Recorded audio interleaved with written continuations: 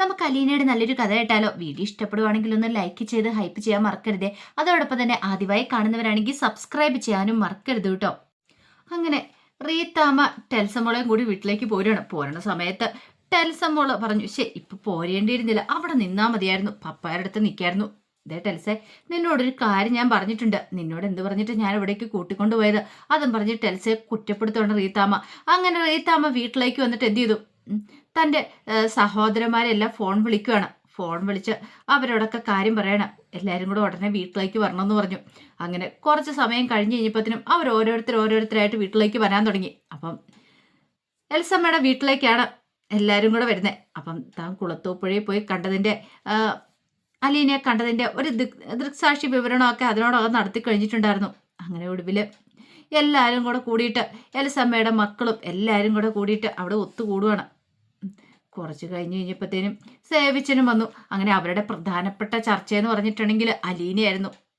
അലീന എങ്ങനെ ആ വീട്ടിൽ നിന്ന് ഇറക്കി വിടുന്നത്, അതിനെക്കുറിച്ചൊക്കെ ആയിരുന്നു അവരുടെ പ്രധാനപ്പെട്ട ചർച്ച. അങ്ങനെ സേവിച്ചൻ വന്നിട്ട് ചോദിച്ചു, അല്ല എലിസമ്മ ചേച്ചി എവിടെയെന്ന് ചോദിച്ചു. ചെങ്ങന്നൂരിലൊരു ബൈബിൾ കൺവെൻഷൻ ധ്യാനോ അങ്ങോട്ട് പോയിരിക്കുവാന്ന് പറഞ്ഞു. എത്ര ദിവസമായി? 3 ആഴ്ച. അല്ല, എത്ര ദിവസമായി? 3 ദിവസമായെന്ന് പറഞ്ഞു. ആഹാ, 2 ആഴ്ച മുമ്പല്ലേ ഒരെണ്ണം കഴിഞ്ഞത് എന്ന് സേവിച്ചൻ ചോദിച്ചു. അല്ല, അവൾക്ക് ഇത് തന്നെയാണല്ലോ ജ്വരം. അച്ഛൻ കുഞ്ഞ് ദേഷ്യത്തോടെ പറഞ്ഞു, നാട്ടിലെവിടെയൊക്കെ ധ്യാനം ഉണ്ടെങ്കിൽ അവിടെ എല്ലാം അങ്ങോട്ട് പോകും. എല്ലാം കാണാപ്പാടല്ലേ അവൾക്കത്. അതെങ്ങനെയാ? ഈ പിള്ളേരുടെ കാര്യത്തിൽ വല്ല ശ്രദ്ധയുണ്ടോ? പിള്ളേരുടെ അപ്പൻ എന്ത് കാണിക്കുന്നുണ്ടോ നോക്കുന്നുണ്ടോ? അതിനൊന്നും നോക്കാനും സമയം കാര്യമൊന്നും ഇല്ല. ധ്യാനം അതൊന്നും പറഞ്ഞിട്ട് അങ്ങോട്ട് ഇറങ്ങിയേക്കുവാണെങ്കിൽ ഒന്നും നോക്കണ്ടല്ലോ എന്ന് പറഞ്ഞു. അപ്പോഴേക്കും സേവിച്ചൻ പറഞ്ഞു, അത് ശരിയാ, പറഞ്ഞിട്ട് കാര്യമൊന്നുമില്ല. പറഞ്ഞിട്ടുണ്ടെങ്കിൽ ഒരു ചെവി കൂടെ കയറ്റി മറ്റേ ചെവി കൂടെ ഇറക്കിക്കളയും. പിന്നെ അവളെയും കുറ്റം പറഞ്ഞിട്ട് കാര്യമൊന്നുമില്ല. അതല്ലേ അവൾക്ക് ജീവിതത്തിലെ ആശ്വാസമുള്ളൂ. റീത്താമ്മ അനുജത്തിനെ ആയിരിക്കണം, അതെപ്പോഴും അങ്ങനെയൊക്കെ തന്നെയാണ്. അതെ, എന്തിനാണ് അത്യാവശ്യമായിട്ട് വിളിച്ചതെന്ന് പറ. എനിക്കാണെങ്കിൽ 100 ഘട്ടം പണി കിടക്കുന്നു, നിങ്ങളെപ്പോലെ ഒന്നും അല്ലെന്ന് പറഞ്ഞുകൊണ്ട് സേവിച്ചൻ ദേഷ്യപ്പെടുവാണ്. അപ്പോഴേക്ക് സ്റ്റീഫൻ വിളിക്ക്, വേണ്ട, മതി നിർത്ത്. എടാ, ലാലിച്ചൻ ഒരു പെണ്ണിനെ അവിടെ കുളത്തൂപ്പുഴ വീട്ടിൽ കൊണ്ടുവന്നിട്ടുണ്ടെന്ന് പറഞ്ഞു. കുളത്തൂപ്പുഴ വീട്ടിലോ? അതേത് പെണ്ണ്? പിന്നീട് റീത്താമ്മയുടെ ഊഴ വരുന്നു. റീത്താമ്മ എന്ത് ചെയ്തു? താൻ കണ്ടതും കേട്ടതും എല്ലാം പൊടുപ്പും തോങ്ങലും വെച്ച് അങ്ങോട്ട് വിസ്തരിച്ച് പറയണം. അതോടുകൂടി എല്ലാവരുടെ മുഖത്ത് വല്ലാത്തൊരു ഗൗരവമായി. തെമ്മാടിത്തരമല്ലേ അവൻ കാണിക്കുന്നേ? ചോദിക്കാനും പറയാനും ആളില്ലെന്നുള്ള ഹുങ്കല്ലേ അവൻ്റെ പുറയിൽ നിന്ന് ചോദിച്ചു. അച്ഛൻ കുഞ്ഞിന് ഭയങ്കര ദേഷ്യമായിരുന്നു. കാരണം 3-4 ആങ്ങളമാരുണ്ട്. അപ്പൊ ഇത്രയും ആങ്ങളമാരുണ്ടായിട്ടും സ്റ്റാൻലി ഒരു പെണ്ണിനെ വിളിച്ചോണ്ട് വന്നിരിക്കുന്നു, മോളാന്നൊക്കെ പറഞ്ഞോണ്ട്. അപ്പൊ പിന്നെ തങ്ങൾ ചോദിക്കാതിരുന്നിട്ട് കാര്യമൊന്നുമില്ലോ. കൂട്ടത്തിൽ മൂത്തയാളാണ് അച്ഛൻ കുഞ്ഞ്. അല്ല, എന്ത് ചെയ്യാൻ പറ്റുമെന്ന് ആലോചിക്കണ്ടേ? ഇവിടെ വട്ടം കൂടി ഇരുന്ന സ്റ്റാൻലിയെ ചീത്ത പറഞ്ഞിട്ടൊന്നും ഒരു കാര്യമില്ലെന്ന് അപ്പോഴേക്കും സ്റ്റീഫനും പറഞ്ഞു. അല്ല, നമുക്കൊരു കാര്യം ചെയ്യാം, നമുക്ക് എല്ലാവർക്കും കൂടെ അങ്ങോട്ടേക്ക് ചെല്ലണം. അവിടെ ചെന്നിട്ട് ഇതിവിടെ നടക്കില്ലെന്നും പറഞ്ഞുകൊണ്ട് അവളെ പിടിച്ചങ്ങോട്ട് ഇറക്കി വരണം. അതുകൊണ്ട് എന്ത് ഫലം? അവിടെ ചെന്ന് അവൻ്റെ മുന്നിൽ പഞ്ച് പുച്ച് വടക്കി നിന്ന് വേണം സംസാരിക്കാനായിട്ട്. ദേഷ്യം വന്നാൽ നമ്മൾ വല്ലതൊക്കെ വിളിച്ചു പറഞ്ഞു പോകും. കടക്ക് പുറത്തുനിന്ന് എന്നും പറഞ്ഞുകൊണ്ട് അവൻ അവിടുന്ന് നമ്മളെ ഇറക്കി വിടുകയും ചെയ്യും. ഇത്രയും കാലത്തിനിടയ്ക്ക് നേരെ അത് നല്ല വർത്തമാനം അല്ലെങ്കിൽ 4 വർത്താനം പറയാനുള്ള ചുണ ഈ 4 ആംഗ്ലമാർക്കും ഇല്ലല്ലോ എന്നും പറഞ്ഞ റീത്താമ്മ കുറ്റപ്പെടുത്തുകയാണ്. ഇതേ റീത്താമ്മ ചേച്ചി, ചുമ്മാ ഒന്നും അറിയാത്ത പോലെ സംസാരിക്കില്ലേന്നും പറഞ്ഞുകൊണ്ട് മൈക്കിൾ ദേഷ്യപ്പെട്ടു. കൊല്ലാനും തിന്നാനും പഠിക്കാത്ത പട്ടികൾ എത്ര എണ്ണം അവിടെ ഉണ്ടെന്നറിയാവോ? സ്റ്റാലിൽ ഒന്ന് വിരൽ ചൊടിച്ചാൽ മതി. പണ്ട് അച്ഛൻ കുഞ്ഞാട്ടിന് സ്റ്റീഫ് ചാനും കൂടി ചെന്ന് ചീത്ത പറഞ്ഞപ്പോഴത്തെ അനുഭവം അറിയാലോ. റിവോൾവർ എടുത്ത് ചങ്കിന് നേരെ ചൂണ്ടിപ്പിടിച്ച് 10 മിനിറ്റ് നേരം നിർത്തിയത്. ശ്വാസം വിടാൻ പോലും സമ്മതിക്കാതെ അച്ഛൻ കുഞ്ഞാട്ടൻ ഒന്ന് പേടിക്ക് 2 ആഴ്ച പനിച്ചു കിടന്നു. അപ്പോഴേക്കും സ്റ്റീഫൻ പറഞ്ഞു, റിവോൾവറൊക്കെ ഞാൻ നോക്കിയാലും ഉണ്ടാവും, പക്ഷേ ഞാനതെടുത്താ പിന്നെ കൊന്നിട്ടേ തിരിച്ചു വരുവോളെന്ന് പറഞ്ഞു. അപ്പോഴേക്കും ദേഷ്യത്തോട് കൂടിയിട്ട് അച്ഛൻ കുഞ്ഞു പറഞ്ഞു, അതെ, ആദ്യം നമ്മളെല്ലാവരും കൂടെ ചെന്നിട്ട് അവനോടൊന്ന് സംസാരിക്കണം. കാണിക്കുന്ന തെണ്ടിത്തരമാണെന്നും മാന്യമായ ഭാഷ സ്റ്റാലിനോട് പറയണം. ഒരു കാരണവശാലും നമ്മളിത് സമ്മതിച്ചു കൊടുക്കലെന്ന് ബോധ്യപ്പെടുത്തുകയും ചെയ്യണം. അല്ല, അത് അവൻ്റെ മകള് തന്നെയാണോ? എവിടുന്ന് കിട്ടി എൻ്റെ റീത്താമ്മ ചേച്ചി എന്ന് സ്റ്റീവൻ ചോദിച്ചു. പിന്നെ ഞാൻ ചോദിക്കാതെ പോരുവാടാ, ഞാൻ ഇവിടുന്ന് അവിടം വരെ ചെന്നതല്ലേ. 24 കൊല്ലം മുമ്പ് അവൻ ഏതോ പെണ്ണുമായിട്ട് അടുപ്പമുണ്ടായിരുന്നു അത്രേ. കല്യാണം കഴിക്കാൻ പറ്റിയില്ല. പക്ഷെ ബാക്കി കാര്യങ്ങളെല്ലാം നല്ല ഭംഗിക്ക് അങ്ങ് നടന്നു. അത് പറയാൻ ഒരു നാണമില്ലെന്നുള്ള അതിശയം. ഈയിടെയാണ് ഇത്ര അറിഞ്ഞ് അതിലുണ്ടായ ഒരു കുട്ടി ജീവിച്ചിരിപ്പുണ്ടെന്ന്. അത് കേട്ട ഉടനെ അവൻ ചെന്ന് അതെങ്ങനെ അങ്ങ് ദത്തെടുത്തു. അത് കേട്ട് കഴിഞ്ഞപ്പോഴത്തേനും സേവിച്ചും ചോദിച്ചു, അല്ല ഇതൊരെണ്ണേ ഉള്ളോ അതോ വേറെ ഇനിയുണ്ടോ? ആർക്കറിയാം എവിടെയൊക്കെ ഉണ്ടെന്ന്. ഇനി പുറകിന് വരുന്നുണ്ടായിരിക്കും ഓരോന്നോരോന്ന് ജാഥ പോലെ. അല്ല ഇത്ര നാളും ആ പെണ്ണെവിടെയായിരുന്നു? പെറ്റ തള്ളി വരുത്തി കാണുമല്ലോ, അതെവിടെ പോയി? ആർക്കറിയാം, അതൊന്നും എനിക്കറിയില്ല. ആ പെണ്ണ് ഒരു അനാഥാലയത്തിൽ ആയിരുന്ന ബൈജു ഫോൺ ചെയ്തപ്പോൾ പറഞ്ഞേ. പ്രസവിച്ചോട് വല്ല വഴിയേരിയിലോ വലിച്ചെറിഞ്ഞായിരിക്കുന്നേ, അല്ലെങ്കിൽ അനാഥാലയത്തിൽ വരില്ലല്ലോ. ബൈജു പറയുന്ന കേൾക്കണം. സ്റ്റാൻലി അവളെ വല്ല രാജകുമാരിയെ പോലെ അവിടെ കൊണ്ട് വാഴിച്ചിരിക്കണമെന്ന്.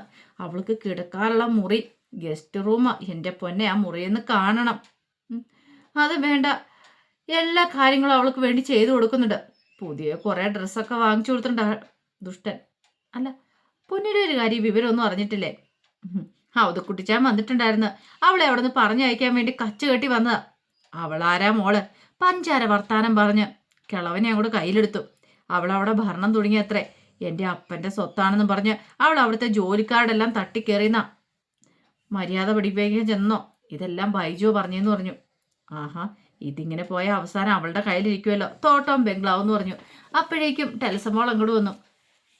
ടെലസമോൾ പറഞ്ഞിട്ട് എന്നിട്ട് പറഞ്ഞു, അതെ ആ ചേച്ചിയെ കാണാൻ നല്ല ഭംഗിയുണ്ട്, നല്ല ഭംഗിയുള്ള ചേച്ചി എന്നൊക്കെ പറഞ്ഞു. റീത്താമ്മയ്ക്ക് ദേഷ്യം വന്നു. നിന്നോട് ആരെങ്കിലും അഭിപ്രായം ചോദിച്ചോ? മിണ്ടാതിരിക്കാൻ പറഞ്ഞു. റീത്താമ്മയ്ക്ക് എന്നിട്ട് കലി മാറുന്നുണ്ടായിരുന്നില്ല.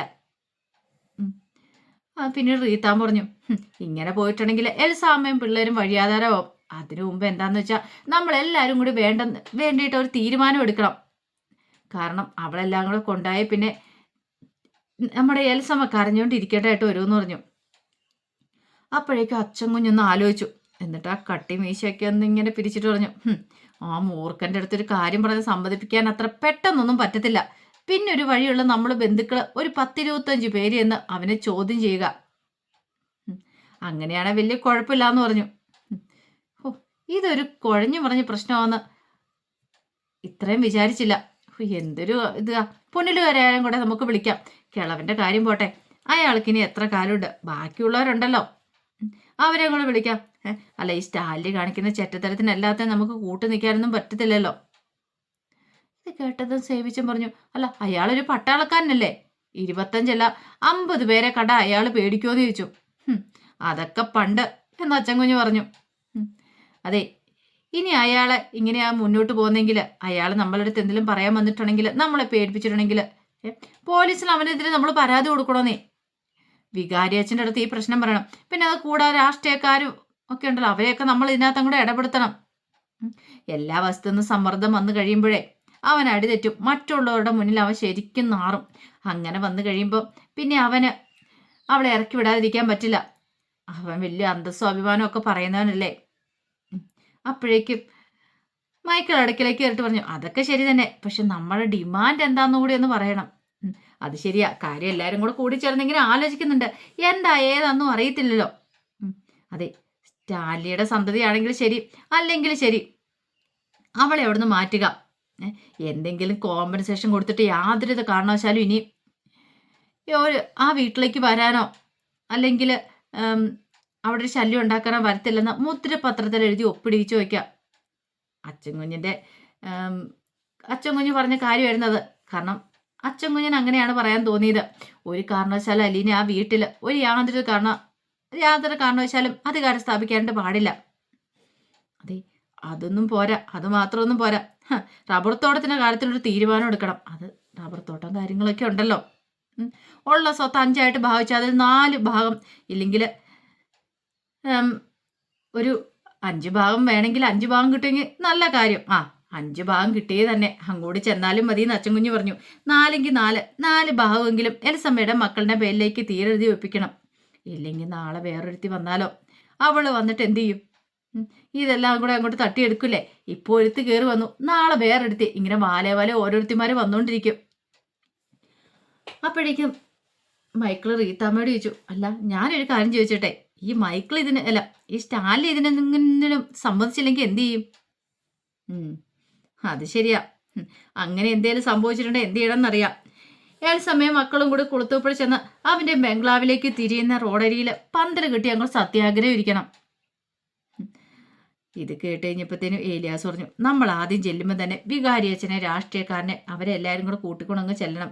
കാരണം നമ്മൾ തന്നെ ചെന്നിട്ടുണ്ടെങ്കിലേ ചിലപ്പോൾ അവർ നമ്മളെ ഓടിച്ചെന്നിരിക്കും. ആൾക്കാരെ കൂട്ടിച്ചെന്ന് കഴിയുമ്പോഴത്തേനും കാര്യങ്ങളൊക്കെ ഒരു തീരുമാനം ഉണ്ടാവും. അവൻ്റെ സ്വഭാവം എല്ലാവർക്കും അറിയാവുന്നതാണല്ലോ എന്നൊക്കെ പറഞ്ഞു.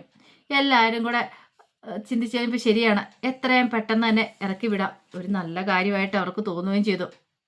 അങ്ങനെയെങ്കിലും അവളെ അവിടെ നിന്ന് ഇറക്കി വിടണം, അല്ലെങ്കിൽ തങ്ങളുടെ പെങ്ങൾക്ക് കിട്ടാനുള്ള അവകാശങ്ങളൊന്നും കിട്ടത്തില്ല എന്നൊക്കെ ഒരു ചിന്തയായിരുന്നു അവരുടെ മനസ്സിൽ. ഇതേ സമയം പുനലൂര് വീട്ടിൽ വന്നിട്ട് അവധി കുടിച്ചാൽ ചാരി കസേരയിലേക്ക് ഇങ്ങനെ ചാരി ഇരുന്നിട്ട് വിശാലമായിട്ടൊന്ന് മുറുക്കിക്കൊണ്ടിരിക്കുകയാണ്. അപ്പോഴേക്കും റോബർട്ട് അങ്ങോട്ട് കയറി വന്നു.